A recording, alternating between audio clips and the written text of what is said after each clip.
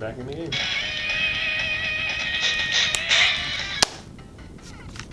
Pretty neato. Could you fit this in your pocket then? No. What if you had bigger pockets? Then yes. The ultimate Pokemon gaming machine, the clamshell design that acts like a natural case. This is the Miyoo Flip version 2, which fixes a lot of issues from version 1. And this is the 256 gigabyte version. Shout out to Mech DIY. They're the company that sent me this review unit. And they sell it just bare bones. You could build your own and make your own system with different softwares. Or you can use what we're going to be checking out in this video, which is the Surwish 256 gigabyte version. Tons of themes to check out. Tons of customization. Tons of optimization so you can play up Look to at that. Dreamcast, Wow. Nintendo 64, and all the classics. And so in this video, we'll check out the device in general, and then check out the build, and it might be something worth checking out.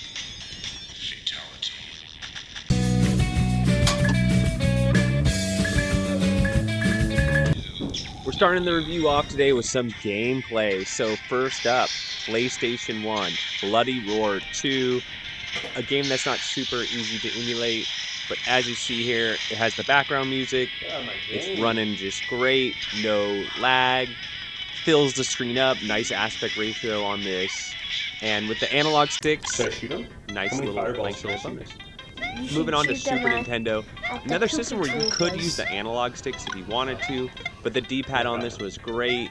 Am I good at this game? I had no Yeah. issues whatsoever. I am? You know, holding run and I don't think jumping, I'm very good. and the experience Actually, was yeah, you just are. fine. The same thing playing NES, Super Mario, no problem at all. So this thing is a Pokemon machine. If you like Pokemon, you gotta buy this thing. Like, it runs all the Pokemon games perfectly, and they're all included on the 256 gigabyte SD card. This is a Sega 32X, but Sega CD and regular Sega Genesis both run great. Moving over to Sega Dreamcast, again, the Frogger 2 here.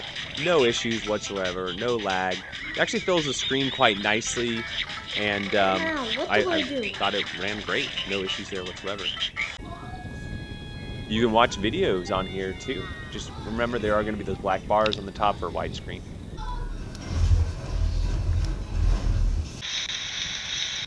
Sega Rally Championship for Sega Saturn, not running that great. Remember, there's only a few games on here for Sega Saturn. I would not be playing Sega Saturn on this system. There's dozens of other systems that run just great on here.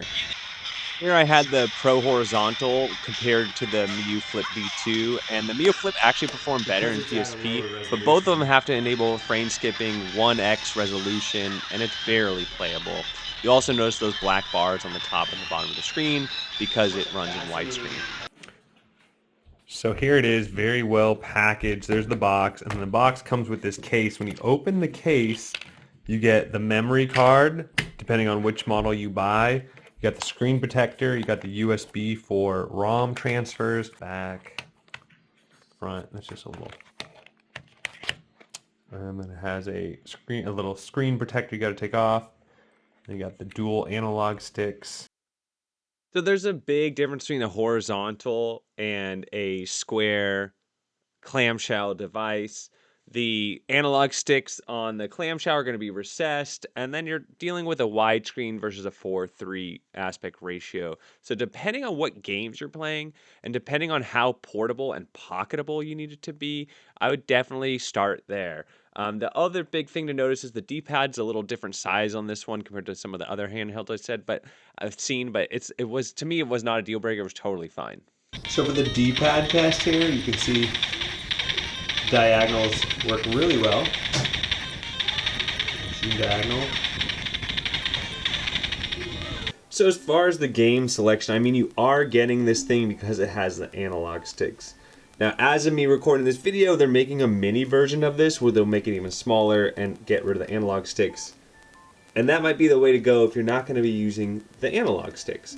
But if you are, let's see what we have here, because some of these systems will take advantage of the analog sticks, as well as you can still use the analog sticks in the retro games. So for example, on Super Nintendo or Sega Genesis, you can, instead of using the D-pad, just go ahead and use the analog sticks. You'll use a lot of the analog sticks in the Final Burn Neo over here, your arcade set. You have over 300 games here. You have all your Ataris and your Amigas. You pretty much have the full ROM set here on the 256 gigabyte. Commodore 64, Coleco, but CPS 1, 2, and 3, some more arcade games that will take advantage of these sticks. You got 49 in CPS 1, 36 in CPS 2, and 10 in CPS 3, which are pretty full sets there. For DOS, MS-DOS games, you have 39 games. You even have some folders there. Daphne, you have 5 games. Game & Watch is like 40 or so in television. Megaduck, MSX. Family Disk System, you have 128. Regular Game Boy, you got 178.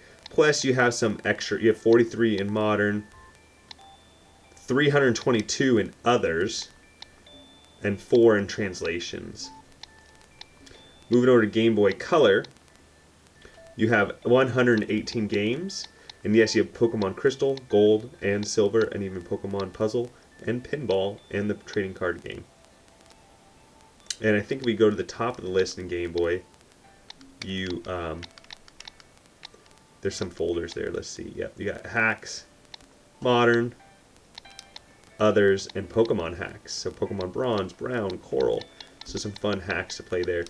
Honestly, if I was buying this thing, I would be playing a ton of Pokemon on it myself, or some older RPGs. But to each their own. I mean, it's got a lot of potential here. So as far as Game Boy Advance, another great system to play on this. And over 212 games here, 13 in hacks, another 54 in modern, 1,749. So every single Game Boy Advance game basically ever made will be on here. You even have some Pokemon hacks as well. And again, this is pretty cool to have it pre-installed, ready to go with all these homebrew hacked versions of the Pokemon game, ready to play on the right type of screen with the right type of controls. Nintendo 64, all of them at $299. You get all the Nintendo 64. Nintendo DS, you get 157. You even have a folder just for Pokemon. Man, whoever made this image was like, yeah, you guys want Pokemon, right? And they pretty much give you every Pokemon game you'd ever want. Okay, so they're all there. NES, the entire collection, especially once you click on the folders at the top, the modern hacks, others. You're going to have every single Nintendo game ever.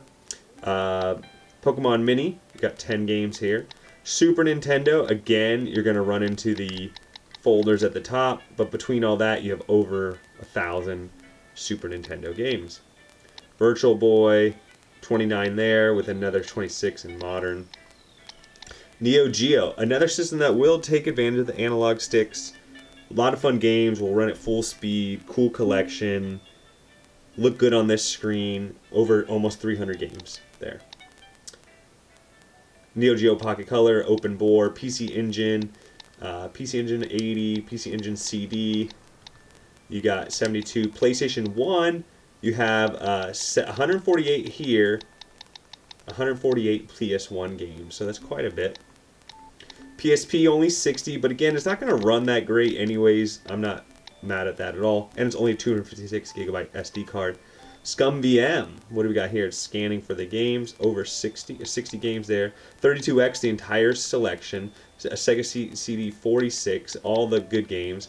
Now there's a duplicate here of Sega Dreamcast. There's 50 games total in both collections. So 60 there, 50 there, 50 here. It's the same. Game Gear, all the Game Gear games, all 300. Sega Mega Drive, also known as Genesis, all the games, especially once you open this modern file and others, 462 there. So over 600 games there. Alright, Sega MS, Master System, 191. Sega Saturn, 5 games, which again, I wouldn't really be playing this much, so I'm not mad at that. Sega SG-1000, all of them. Sharp, Supervision, TIC-80, Vectrex, Video Pack, WonderSwan Color, Rick Dangerous, ZX Spectrum, and then it comes with 1 video. And that's going to round it out on there. It does have collections like all the Zelda games or all the shoot 'em up games. That comes pre-installed with this 256 gigabyte SD card. And then you do have some apps in here as well. You can install your own if you wish. Ebook reader, music player. It also does plays movies. And then in the settings here, you can change the brightness, Wi-Fi and Bluetooth, calibrate your analog sticks, key mapping, what you want the turbo input to be if you want a turbo mode, background music, and they have different themes that you could choose from here as well. For example, let's try Cyberpunk Edge Runner. And look at that. Wow. So that's something cool to play around with, which is the amount of different themes on here. So that was just Cyberpunk. Let's try Nano Switch. It's going to look like a Nintendo Switch. Cool. That's cool. So lots of different customization, things to play around with, and preloaded, ready to go. That's pretty cool. So as far as the specs go, this is what it's rocking. Not super high end, but you are going to be able to play up to Dreamcast and Nintendo 64. So something I want to point out that I didn't try in the video, but you can absolutely do this, is it has a USB Type-C controller port, so you can add and it also has Bluetooth, so you can add a controller and use this as a monitor and play games on a full-size controller. It also has the smaller HDMI port here that you can hook up to your TV, mirror the image, and play this on a much larger TV. So it is kind of a big deal to double check the screen resolution. A 4:3 aspect ratio is going to look better for those more square games. More of the classics, the 8, 16-bit games are going to run really great on it, and then all the portable games. But when you go to like a widescreen type system, like for example PSP, you're going to get black bars on top. Also, when it comes to watching like a widescreen video, that's also going to be cut off. So keep that in mind depending on what you need this device used for. When you go to order the system, it comes in many different colors: black, white, gray, yellow.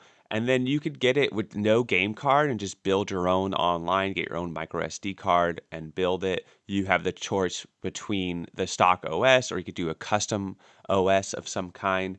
And this particular video, I was rocking the 256 gigabyte Surwish custom OS.